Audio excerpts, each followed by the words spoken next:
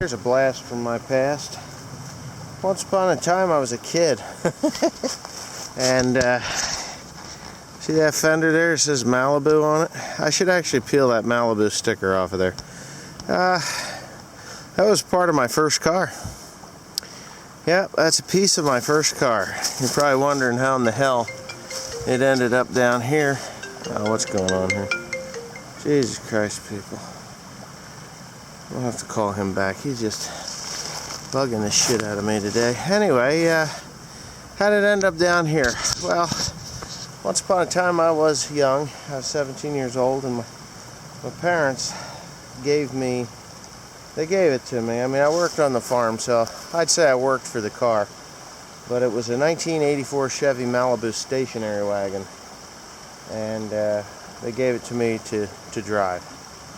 Well, I had driven pretty much for 10 years by the time I was 17 years old at that point. Not on the road or anything, but, you know, on the farm and other things. And before I had my driver's license, I had my sister's old F-250, 1980 F-250 pickup, which was a field truck by that point. She had a boyfriend that smacked it up, and it made its way here to the farm, and I used it for a field truck because that's what I did. So anyway, I was on my way to pick up my girlfriend at the time. We were going to go to the seashore because that's what we did when we were kids. You know, you got your driver's license. First thing you wanted to do was go to the seashore because, well, that's what we did. So anyway, I had been out with my father for 3 or 4 days. We had gone to Wisconsin, and I had driven to Wisconsin and back, and I had this car, and we were going to the seashore. Well, I didn't even make it to her house. I left home here, went down to Milford to get gas because it was cheaper there, and I was late. And you know, when you're late to pick up your girl, you get into trouble. Now, a girl can be as late as she wanted, but back in the day, you didn't want to be late to pick up your girlfriend. Because not only was she pissed, but her parents were pissed too, because you're supposed to be punctual. Today's day and age, I don't think it makes a damn bit of difference. I don't think anybody cares. So anyway, I'm flying, and it had been raining. It was rainy, drizzly, and I had my tools in the back, I remember. And anyway, I come around this corner, and it was kind of a reverse turn. It was sloped the wrong way as I come around the corner, and I knew I was going too fast, so I put my foot on the brakes and started to slide. And then, of course, you know, instead of just taking my foot off the brake, I'm sure I would have went right around the corner. I hit the brake, it held the brake, and it slid, because this was before anti-lock brakes were a thing on cars. They were options. So, needless to say, I smacked dead center into a tree, and that's what's left of the car. We had just so happened that we had and it's funny, this was really, the only damage that's left to it is right there. You know, it's just a few dents in it. Car was a nice car, and I ruined it. I did. So anyways, needless to say, I didn't end up going to the beach that day. I ended up getting a ticket for driving too fast for conditions, and which wasn't nice. Kind of sucked, actually, because I don't think I was going too fast. I think I just panicked when I ran the corner, you know, and I hit those brakes. And if you know anything about old cars, they didn't have anti-lock brakes. I mean, kids today, they don't even drive, you know, they don't drive cars. Cars are driven for you. You're just a passenger anymore. I mean, they've even got some cars that are hands-free, and I even know that my pickup truck puts the brakes on for you if you get going too fast. So, you know, hey, what are you going to do? Yeah. So that was my story about my first car. I fixed it. We had another front clip within a few hours. It took me about 5 days to get the car going again. New radiator.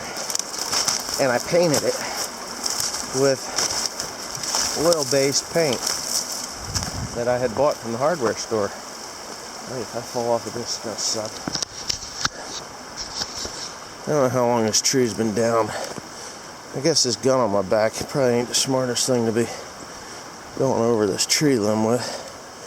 for a 46-year-old fart. So, anyway, I'm not even sure where I'm going. I'm just taking a walk. Yeah, so I didn't end up at the seashore, and my girlfriend, you know, she was more concerned that I was okay, and I was pretty tough. I had a pretty bad case of whiplash, but I didn't tell anybody. You know, I was like, oh no, I'm fine. You know. So anyways, I fixed the car. And when school started in the next month, I think it had to be August that I had done this. I know it was pretty damn hot. I got my driver's license in July, so it had to be August or September. August. It was August. So I had this car and I was driving it, and it just so happened that I was driving by the local used car dealer up here in Baptisttown, R&R Auto, it was called. Bill Sheets was the owner of it. We actually became rather good acquaintances. I wouldn't say we were friends, but we were good acquaintances over the years, because I bought several things from him. And he since retired, sold the dealership. Now it's Thompson Motors. You know how hard it is to walk and talk and carry a gun. So anyway, it was Thompson Motors. It's Thompson Motors now, but anyway, I saw my pickup truck, the one that I bought when I was 17 years old, and I owned it until I stopped driving it. When Timothy was born, he was probably 3 or 4 years old when I just stopped driving it. So, and I had owned it drove it for 13 years. It was kind of cool. I took it to my 10-year class reunion, actually, and they were like, dude, you still have that thing? I was like, nothing wrong with it, still driving. So, anyway, that was that. So, yeah. People have asked me how my back is doing. Well, my back is doing good. I'm still a little tender to the touch on my back, but I'm not broken. I thought I was going to be hurt for a long time, but what I'm actually doing right now is I'm going to start walking more regularly. New shoes and frozen rocks and ice suck. Anyway, I'm going to start walking again because we got a trip planned for, coming up. And the trip is coming up. I'm not going to give you the dates because my dad has asked me not to tell you when. But, when I'm gone, because he doesn't want to be worrying about people coming onto the farm while I'm not around. Not that he can't shoot somebody, he just doesn't want to. But anyway, yeah. So I guess that's the story of my first car. Here's a deer stand. What the hell's he got here? What the fuck is this thing? Rope with weights on it? What the hell is this about? Oh, I see. Lifeline thing. So you put your carabiners go in there, and that's to carry your gun and shit up the hill, up the tree. I got a story for y'all while I'm still babbling on. And it has to do with trees, deer hunters, and trespassers. So, I used to be a very avid hunter. I would hunt, I didn't care what it was. If I wanted to go hunt, I was going hunting, and I would. So, generally the night before deer season, we would milk a little earlier, and then we would get up earlier the next morning at 2 o'clock to be done milking, to be down in the woods at light. So the neighbor across the way here, he'd been having problems with the hunting club. The guy was shooting at his house. He was just outside of the safety zone, so game wardens couldn't do anything about it, but he was standing in his living room, and the deer ran across the field, and he shot directly at the house, and the buckshot went across the road, landed in the front yard, and he figures it hit the house, you know, low in the line of you know, in the basement or the footing where the concrete is. So it really didn't do any major damage. This gun strap is not adjusted correctly for me. So anyway, we went out the night before, me and my father, and we cut the tree stand out of the tree because we liked the neighbor. He was a nice kid. He was only a couple years older than me. I liked him. He liked me, like my dad liked him. He was just a nice guy. So we cut the tree out of the deer stand out of the tree, and I made a sign, and it said, if God meant for you to climb trees, he would have given you claws. And we nailed the thing to the deer stand. Holy shit. So we didn't see or hear anything of it the next day, and the day after that. But the next week was doe day, and we hadn't seen the caretakers of the other property, and we hadn't seen the owner of the house that had been shot at. This gun is driving me nuts.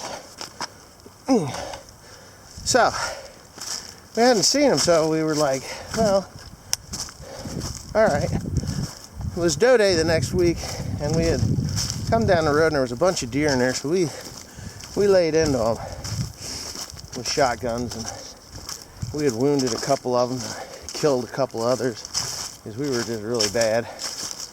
And we went over to get the caretaker of that particular property, which was right next to where we had done the sign deal.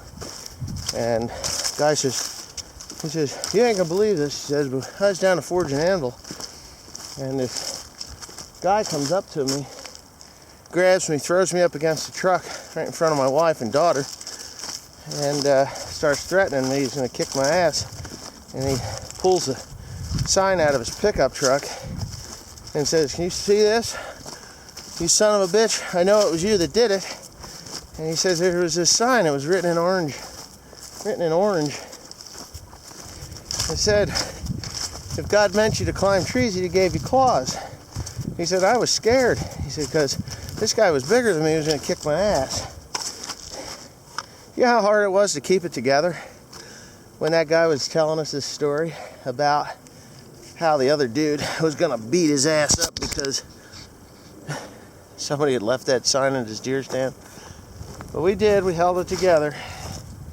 Never did tell him or anybody else for that matter. But you know, it's funny about that stuff. So a few years later, on this property, on home here, we were. It was night before hunting season, or a couple days before hunting season. It was like the Saturday, and not far from where I'm at right now, there was a deer stand. It was called the Triple Tree Stand. Okay, so Triple's Tree Stand has been there for decades. It's probably still there. Well, I'm going to walk up to it right now, actually. But the Triple Tree Stand, someone the night before had cut the steps on it because there was 3 trees, so they just nailed boards across the sides. But they cut the steps so that they would break as you climbed up them and you'd fall out of the tree, which is very dangerous. I mean, if you're going to be an asshole, just cut the steps out of it so you can't climb up there. And the tree stand itself was cut so when the guy was in the stand, he would fall out if it broke. So the guy that hunted in the Triple Tree Stand, still hunts here, climbs up the tree stand and he's up there.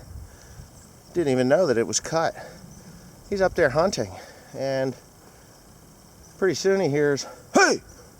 You know, and he looks through the woods, and about 30 yards away from him is a brand new deer stand sitting there. And so he's like, what the hell? So anyways, he's like, oh, what the hell? So he gets out of the deer stand, and as he's coming down, he noticed the cuts in the deer stand. I'm gonna walk up to it. I'm gonna walk up, and hopefully it's still there. I mean, it's been years since I was over there, and it's really hard to get through here now because of the storms that we've had over the years. Anyway, here it is, one of the hunters that was on our property, that hunted our property, had cut the deer stand so that he would get hurt. So he could put a deer stand up 30 feet away because it was a good hunting spot. And it was a very good hunting spot. I mean, it didn't matter who was in that tree, they got a deer. It didn't matter whether it was bow season, 6-day firearm, doe day, or antlerless, as a lot of people would say. But they got a deer. So anyways, I guess jealousy over the spot really, caused them to do some really dangerous stuff. Boy, I'm going to have to cut this video all to pieces. But, oh man, there's sticker bushes in here. There's somebody shooting. I don't know if anybody's hunting or not today. I didn't think so. I mean, it's Friday. We'll get around this way. I'll meet you over there. Okay. So it looks like Timothy was in here with a brush hog. The triple tree stand's right there. That's my parents' house. Way up there. I used to shoot from there all the way to this point. You may even see the boards. I used to have a target set up down here. But I would sit at my parents' windows up there, the back window, and shoot all the way down here. It was 535 yards with a 243. My 243, and I would shoot at the one of those 4-inch clay pigeons and hit them pretty easily. I was a pretty good shot back when I was practicing all the time. Man, I can't believe how bad this is. I got water down here. I just need to get through here to get to the triple tree stand so I can tell you that this story is, that's 20 years ago already, but, or more. I bet it's been longer than that ago. Hold on a second. Okay, so I just got a phone call. Therese has had an accident, so you're not going to see the triple tree stand. So I waddle my ass up there, get in the truck, and go pick her up because her car has had a deer go through the windshield. She's okay, she says.